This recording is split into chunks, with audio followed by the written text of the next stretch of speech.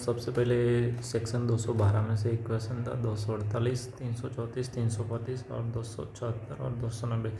ये क्वेश्चन वो क्वेश्चन रहते हैं जिसको एकदम बोलते हैं ना कि हार्ड वाले जो रहते, इसलिए इसको ICI मॉड्यूल से ही रेफ़र करो और सारी एक लाइन पढ़ो। जैसे कि SFI का एक पूछा था कि वो क्या लीड करता है, तो वो एक क्वेश्चन था। फिर क्वेश्चन नंबर 7, वो become chairperson nominee and remuneration committee, independent director. इसका आंसर भी मैंने मेंशन कर दिया कि कौन से पेज पे मिल जाएगा आपको, ठीक है। Disclosure required regarding bonus means इसके अंदर ये था कि रिस्ट्रक्चरिंग हुआ था और उसके बाद बोनस से इश्यू किया था, तो मेरे ख्याल से इसका आंसर 1.559 पे दिया हुआ है। सेबी का ही क्वेश्चन है।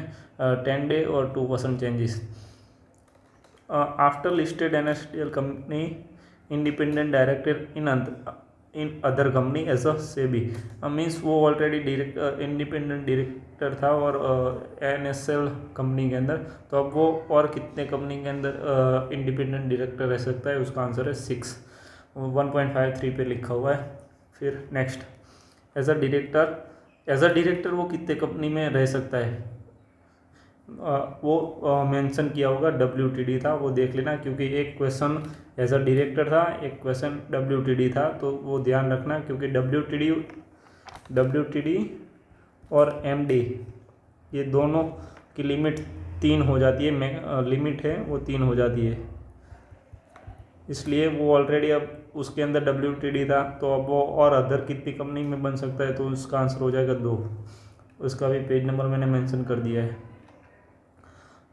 11, मैक्सिमम अदर लिस्टेड और unlisted company member of audit committee as a director. इसमें भी 2 चीज़ें दी हुई है, देख लेना। एज अ डायरेक्टर पूछा हो उसने, already part of NSDL, how many another company means इसके अंदर ये था कि आप टोटल 10 जो ये मैंने मेंशन किया ये देख लो, वो लिस्टेड या अनलिस्टेड उससे कोई फ़र्क नहीं पड़ता, तो ये ऑप्शन सही बैठ रहा था, क्योंकि ये ऑलरेडी था, इसलिए ये 11 हो जा रहा था, इसलिए वो नहीं आएगा।